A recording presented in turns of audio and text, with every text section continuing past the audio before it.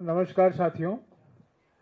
आज करीब 2.5 घंटे के लिए कांग्रेस अध्यक्ष मल्लिकार्जुन खड़गे जी ने एआईसीसी के सभी जनरल सेक्रेटरी, इंचार्ज और हमारे फ्रंटल ऑर्गेनाइजेशन के अध्यक्षों की एक बैठक ली। 9 तारीख को एआईसीसी अधिवेशन अहमदाबाद में न्याय पथ प्रस्ताव, न्याय पथ, संकल्प, समर्पण और संघर्ष प्रस्ताव अपनाया गया था। उसके बाद 15 और 16 तारीख को राहुल गांधी जी गुजरात गए और जैसा कि हमारे बेलगावी अधिवेशन में कहा गया था, संगठन सृजन अभियान की शुरुआत हुई और इसकी शुरुआत गुजरात में ही हुई। 15 और 16 तारीख को राहुल जी ने इसकी शुरुआत की और इस अभियान का मकसद हमारे जिला अध्यक्षों को और मजबूत बनाने का है और सशक्त बनाने का है और जिले के स्तर पर जो हमारा संगठन है उसको और अधिकार और पावर्स देने की बात चल रही है। पहला कदम इसमें डीसीसी अध्यक्षों को नियुक्त करने का होगा। इसके लिए हर एक जिले में 41 जिले हैं गुजरात में, हर एक जिले में 5 ऑब्जर्वर हैं, 4 पीसीसी के ऑब्जर्वर हैं और 1 एआईसीसी से भेजे जा रहे हैं। तो कुल मिलाकर हर एक जिले में 5 ऑब्जर्वर होंगे। एक प्रक्रिया उनको दी गई है और मई 31 तक नए अध्यक्षों की नियुक्ति की जाएगी।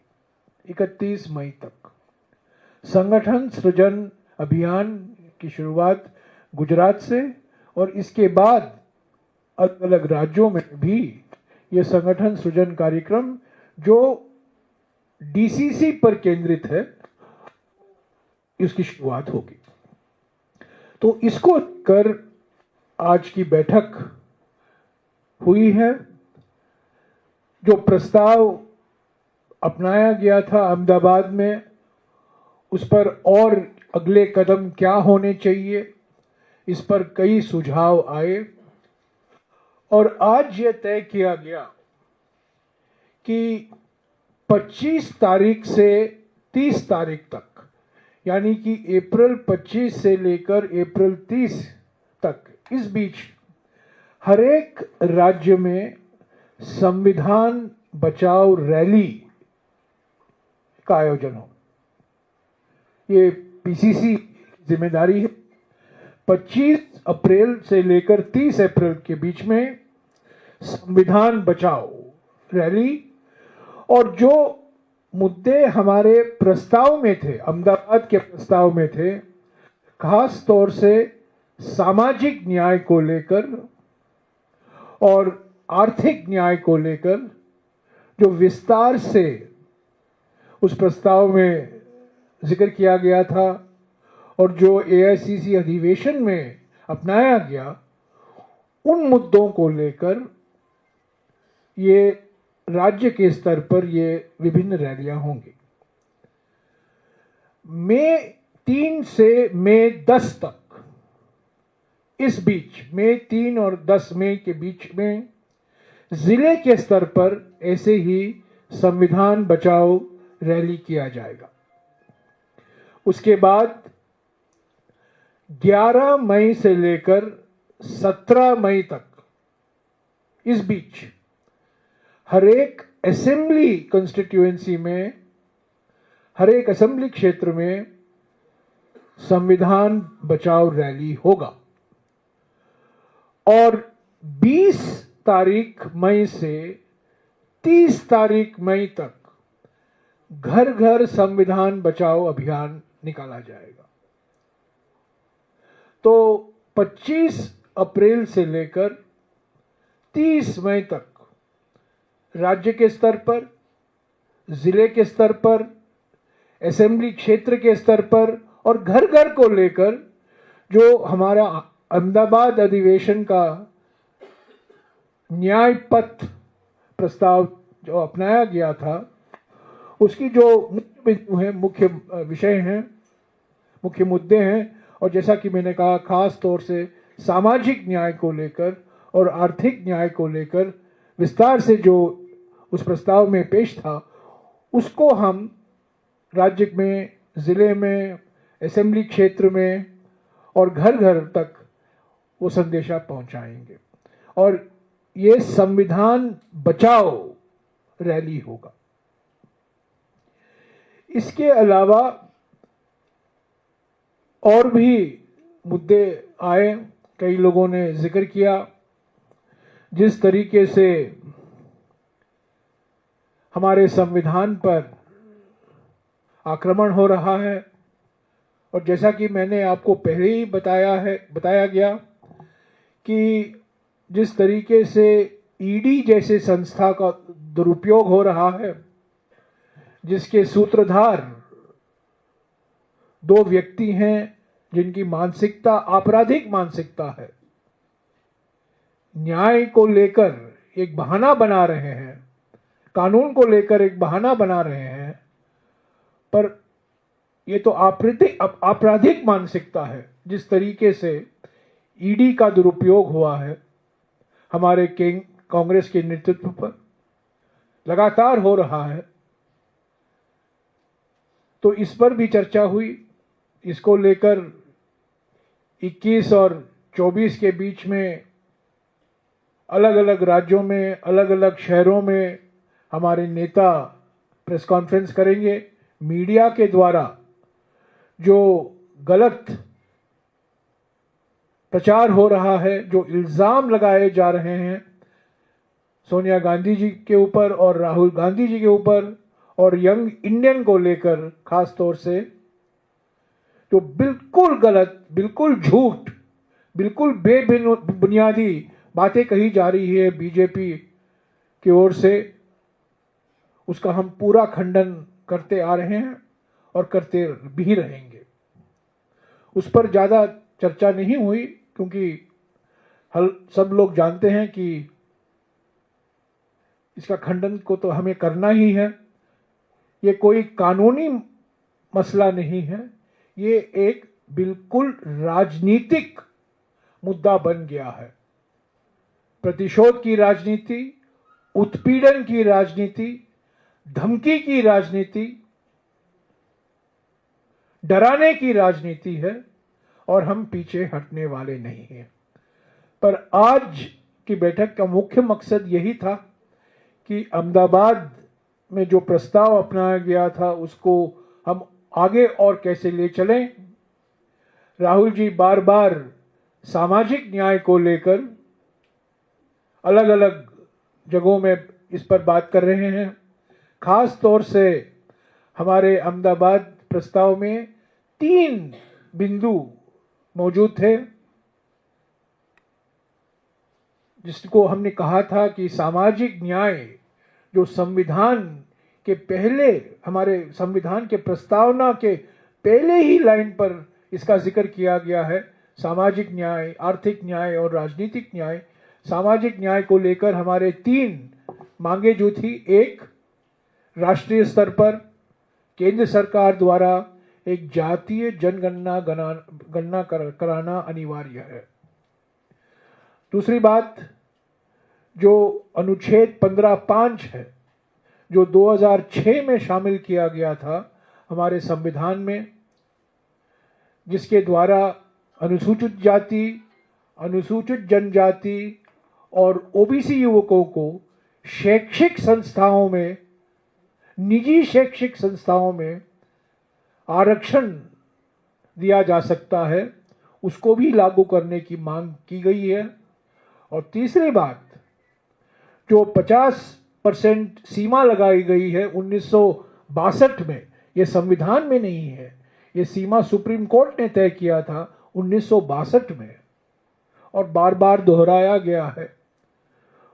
संविधान संशोधन द्वारा ये 50% सीलिंग हटाने की मांग की है।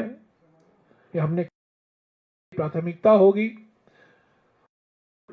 आर्थिक न्याय को लेकर जो मुद्दे हमने रखे हैं, खास तौर से एमएसपी को लीगल गारंटी, स्वामीनाथन फॉर्मूला, लागत के ऊपर 50% बढ़ाकर एमएसपी उसी स्तर पर तय करने की जो फॉर्मूला स्वामीनाथन जी ने दिया था उसको लागू करने की मांग की है।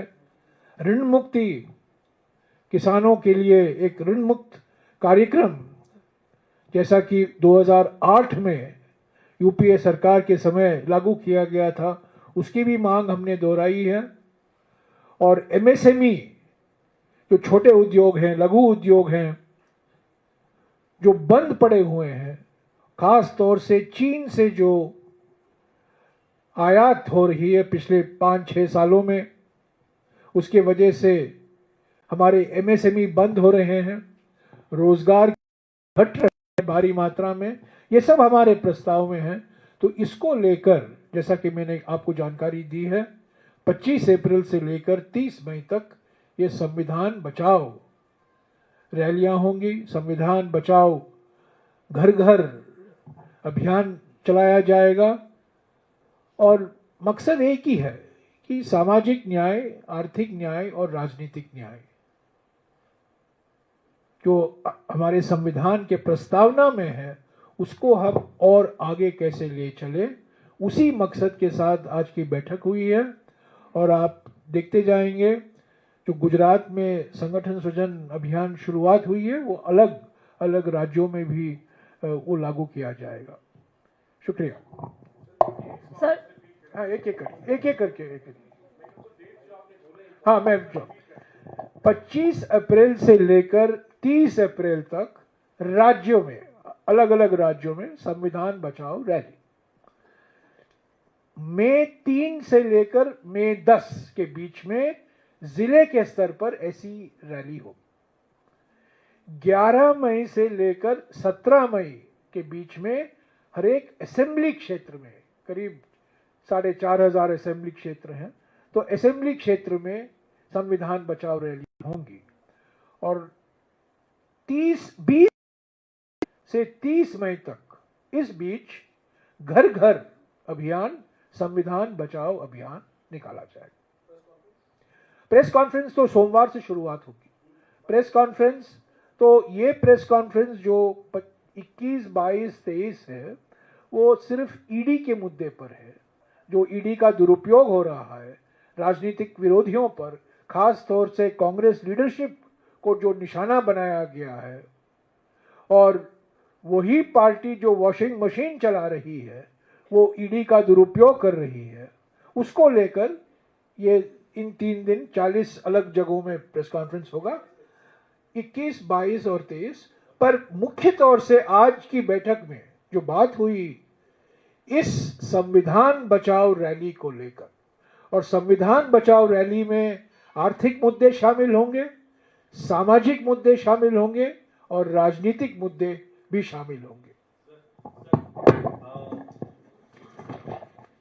नीरज सर, आपने संविधान बचाओ रैली का मकसद है कि संविधान से जुड़े जितने संस्थान हैं देश में उनको सुरक्षित रखा जाए, उनकी स्वतंत्रता को बनाए रखा जाए, और दूसरा ईडी के दुरुपयोग का भी आरोप लगा रहे हैं। एक सवाल है, बीजेपी के सांसद निशिकांत दुबे, उन्होंने कहा कि देश में धार्मिक युद्ध भड़काने के लिए सुप्रीम कोर्ट जिम्मेदार। सुप्रीम कोर्ट एक महत्वपूर्ण अंग है संविधान का, इस पर आपका क्या जवाब है? नहीं, देखिए, ये जो ईडी की कार्रवाई हुई है उसका मकसद यही है कि जनता के जो मुद्दे हैं, जो आर्थिक चुनौतियां हैं, जो सामाजिक मुद्दे हैं, उससे ध्यान हटाना चाहते हैं, सांप्रदायिक ध्रुवीकरण कराना चाहते हैं, और जो असली मुद्दे हैं, महंगाई, बेरोजगारी, आर्थिक विषमताएं, उस पर कोई चर्चा नहीं चाहते, उस पर कोई बहस नहीं चाहते, उससे ध्यान हटाना चाहते हैं। और इसीलिए जब भी मौका मिलता है ये ईडी का दुरुपयोग करते हैं। सारे राजनीतिक विरोधियों पर इसका दुरुपयोग किया है, और खास तौर से जब भोकलाए जाते हैं तब कांग्रेस नेतृत्व को निशाना बनाया जाता है। ये बिल्कुल राजनीतिक षड्यंत्र है। इसमें कोई कानूनी मसला नहीं है, कानून का कोई उल्लंघन नहीं हुआ है, कोई कानून का कोई अधिनियम का उल्लंघन नहीं हुआ है। ये सिर्फ राजनीतिक है और असली सामाजिक और आर्थिक मुद्दों से ध्यान हटाने की एक षड्यंत्र है। Sir, like Neeraj sir has already stated, what Nishikant Dubey has said is that about. This press conference is Yeah. on what the AICC said, Sir, not what somebody no, else no, no, said. no. I am asking about the Samvidhan Bachao Sammelan only, sir. Related to that only, sir. आप ध्यान हटाने की कोशिश मत No, no, कीजिए। no, no, sir.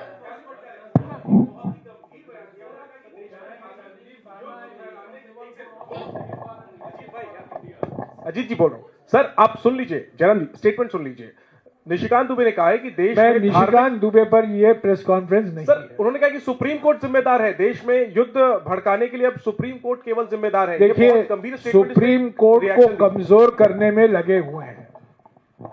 Supreme court के जो अधिकार हैं, संविधान जो अधिकार देता है सुप्रीम कोर्ट को, उसको काटने में, उसको कमजोर करने में लगे हुए हैं।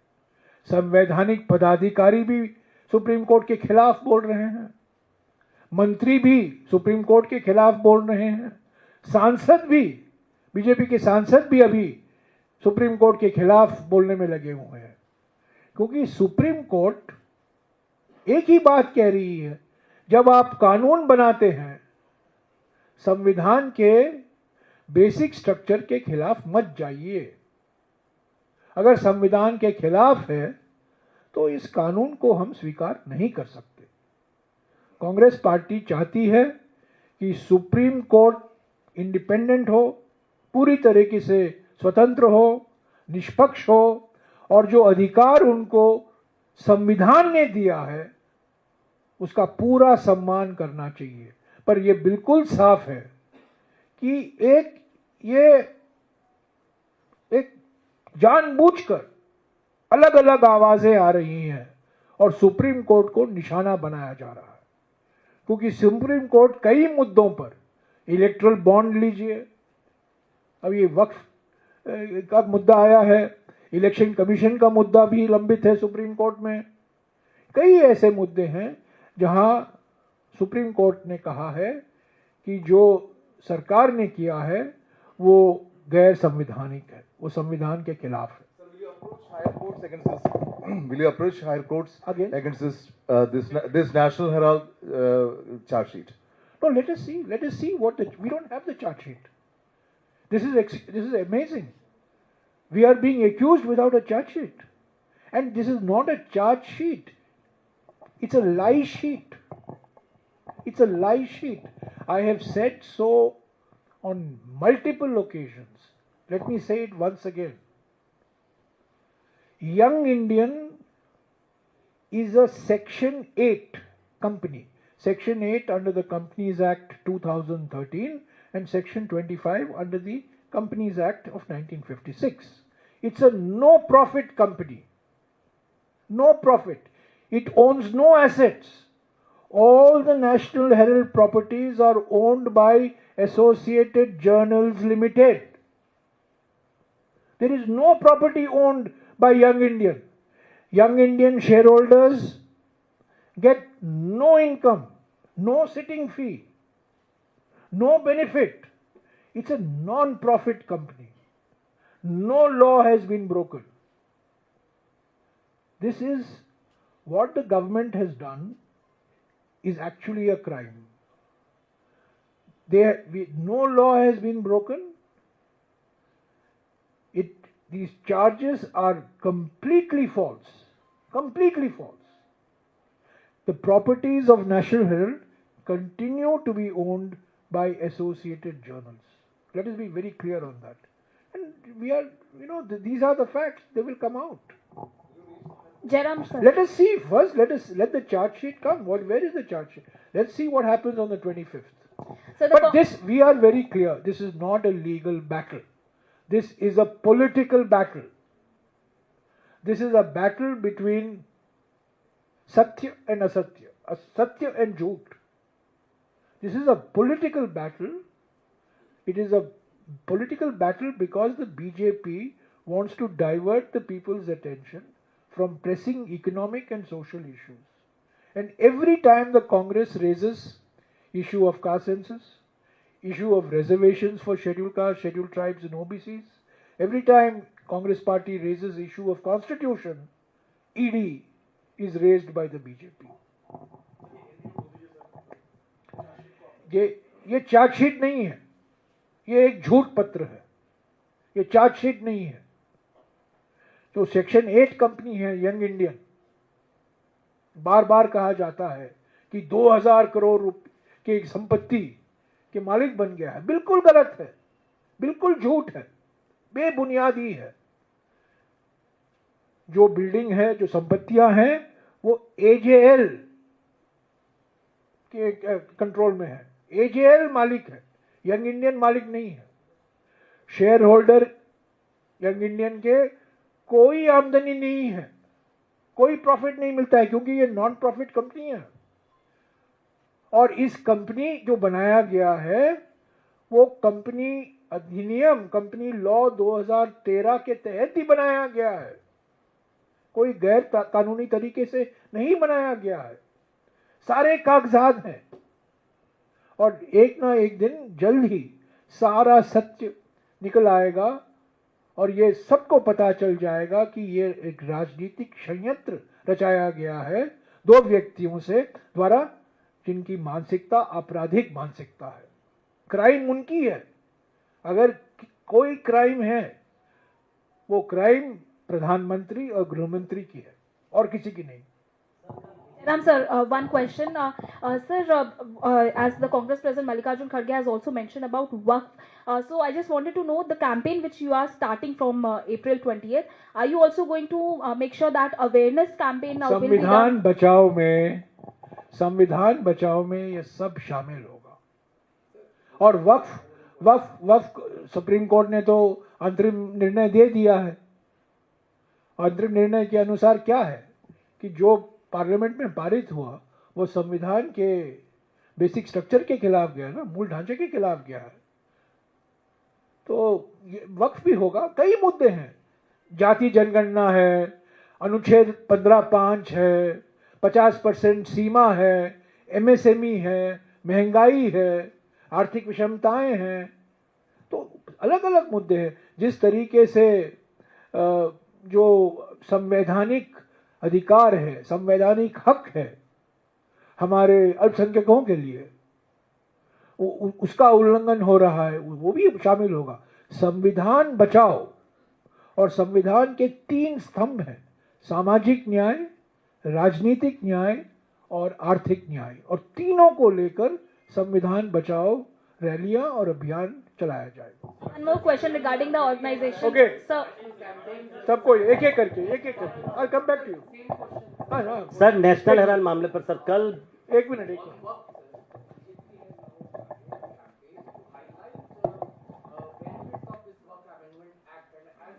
No, I can only speak about what the Congress party is doing.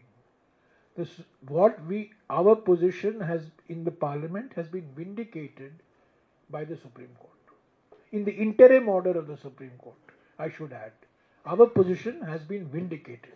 जो हमने कहा था वही सुप्रीम कोर्ट से निकल कर आया है अंतरिम ऑर्डर में, अंतरिम निर्णय में. तो बीजेपी क्या करती है वो अलग बात. और सारे अल्पसंख्यक समुदायों को निशाना बनाया जाएगा.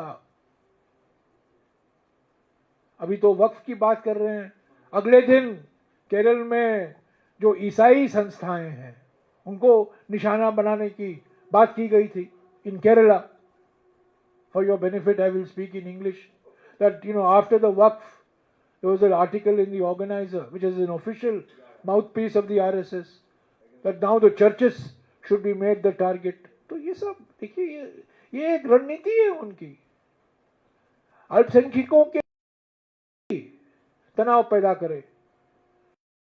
नेशनल हेराल्ड मामले पर सर कल बीजेपी ने एक प्रेस कॉन्फ्रेंस किया था अनुराग ठाकुर ने. उन्होंने कहा कि क्या नेशनल हेराल्ड मामले में फास्ट ट्रैक इसको करने के लिए, मुकदमे को करने के लिए आज मैं एआईसीसी के पदाधिकारियों के बैठक में क्या बात हुई उस पर मैं चर्चा कर रहा हूं, उसकी जानकारी दे रहा हूं.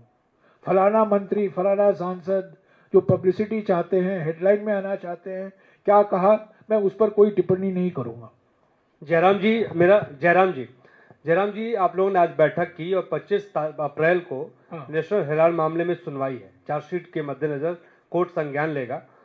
मेरा सवाल आपसे ये है कि सोनिया गांधी, राहुल गांधी को बनाया गया है, क्या उस दिन सोनिया जी, राहुल जी भी जाएंगे कोर्ट? जाने का कोई कार्यक्रम है क्या? कोई प्रदर्शन का भी कार्यक्रम है 25 तारीख मैंने को? अभी 25 तारीख को आपको मैंने कहा है 25 अप्रैल से लेकर 30 अप्रैल के बीच में संविधान रैलियां होंगी हर एक राज्य में, और आप वही सवाल मुझे पूछ रहे हो। 25 अप्रैल से लेकर 30 अप्रैल के बीच में हर एक राज्य में संविधान रैलियां होंगी। आपका हम सारे नेता उसमें शामिल होंगे, सभी नेता, मैं भी जाऊंगा, सब लोग जाएंगे। सर क्या सवाल पूछते हो यार आप भी? सर, गुजरात में आपने कहा कि नई प्रक्रिया के तहत जिलाध्यक्षों पे बात हुई, हाँ। और अगले कदम पे भी चर्चा हुई कि आगे क्या करेंगे। तो हमें ये बताएं कि क्या कांग्रेस पार्टी जिला अध्यक्षों के अधिकार को बढ़ोतरी करने जा रही है? मैं सीधा पूछ रहा हूं, क्या टिकट बंटवारे में जो स्टेट में कमेटी होती है उम्मीदवारों के चयन में, उसमें डीसीसी के अध्यक्ष होंगे, और यहाँ नेशनल स्क्रीनिंग कमेटी जो बनती है किसी राज्य के टिकट बंटवारे के लिए, क्या उसमें वो बतौर सदस्य होंगे? संगठन सृजन अभियान का मकसद है डीसीसी अध्यक्षों को और कैसे सशक्त बनाया जाए। टिकट के बंटवारे में, फंड रेजिंग में, अलग अलग जो संगठन के कार्यक्रम हैं।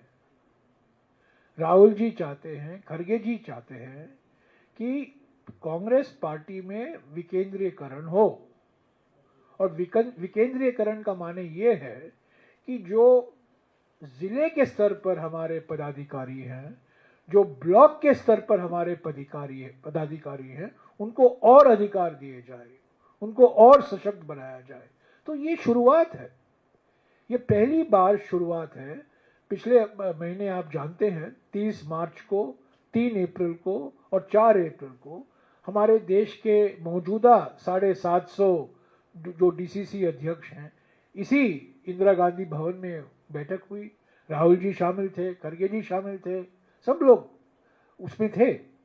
और उसके बाद में एआईसीसी अधिवेशन हुआ, और यही इसी मकसद के साथ पहले गुजरात में और बाद में अलग अलग राज्यों में इसी प्रक्रिया को फिर वहीं अपनाया जाएगा। और इसका मकसद एक ही है, डीसीसी प्रेसिडेंट को और ज्यादा अधिकार कैसे दिया जाए, टिकट के बंटवारे में, फंड रेजिंग में, फ्रंटल ऑर्गेनाइजेशन की नियुक्ति में। और एक और बार मैं कह दूं आपको कि अभी हर एक राज्य में पीसीसी में एक पॉलिटिकल अफेयर्स कमेटी होता है, पीएसी। ये भी तय किया गया है संगठन सृजन अभियान के तहत कि हर एक जिले में एक डिस्ट्रिक्ट पीएसी होगा, पॉलिटिकल अफेयर्स कमेटी होगा हर एक जिले में, ताकि न केवल राज्य के स्तर पर जो मुद्दे हैं, न केवल राष्ट्रीय मुद्दे हैं, पर कई जिलों पर भी जिले के स्तर पर बहुत महत्वपूर्ण मुद्दे होते हैं। तो इसलिए इस नए प्रक्रिया में एक डिस्ट्रिक्ट पॉलिटिकल अफेयर्स कमेटी की स्थापना की जाएगी, और डीसीसी अध्यक्ष को और सशक्त बनाया जाएगा। But sir, is it true that these DCC presidents will be barred from contesting elections from three years? Because there are some reports regarding this, that Congress is also going to make such kind of rule. Is it true? The DCC presidents will be given more powers than they have in the matter of selection of candidates for local body elections, for assembly elections, for parliamentary elections. They will be given more powers for raising resources and retaining a portion of those resources. In fact, we want to make sure that the Kerala model is adopted in all the districts of the country. In the Kerala model, house to house, door to door campaigning takes place, and fundraising also takes place. So we want to follow the Kerala model in other states. So the whole idea is to decentralize. The whole idea is to empower and create a new cadre of leaders who will emerge from the district. This is what it used to be in the Congress party many years ago. But that is now being revived. And Gujarat is the starting point. They will have a crucial say in the selection of candidates for local body elections, for assembly elections and parliament elections. Yes, they will have a crucial say. Every district, today every PCC has a state level political affairs committee. As part of this empowerment of DCCs, there will be a district level political affairs committee also. Every district, because sometimes there are issues which are particular importance in the district. So they must have a broad-based institutional mechanism for discussion. So we have a political affairs committee at the PCC, there will also be a political affairs committee at the district level. Okay? हाँ.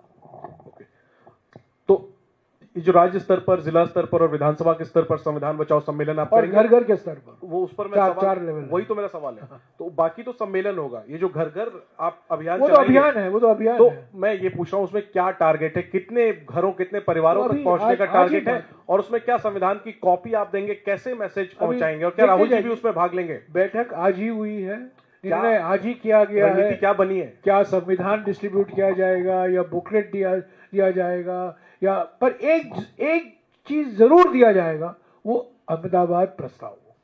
क्यों? अब target तो 100% होता है।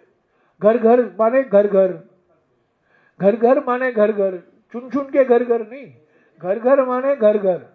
पर हम चाहते हैं कि घर घर जो हमारा न्याय पथ, संकल्प, समर्पण, संघर्ष प्रस्ताव है, उसमें सारा कुछ दिया गया है।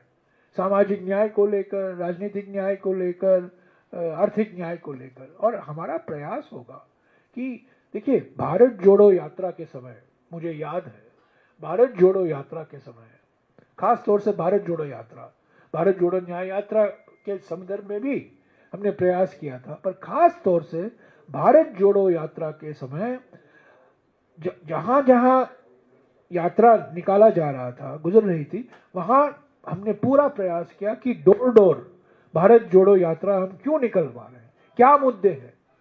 और वो कई नागरिक संस्थाएं मिल गई, ऐसे ही तो एनजीओ शामिल हो गए भारत जोड़ो यात्रा में। तो ये जो आपने पूछा 20 तारीख मई से 30 तारीख मई के बीच में, इसमें हमारे कांग्रेस कार्यकर्ता शामिल होंगे, एनजीओ नागरिक संस्थाएं शामिल होंगी, जो हमारे कांग्रेस हितैषी हैं, शुभचिंतक हैं, वो भी शामिल होंगे, क्योंकि हम चाहते हैं कि अहमदाबाद प्रस्ताव और संविधान बचाओ का संदेशा घर घर तक, हर घर तक पहुंचे। Okay, thank you.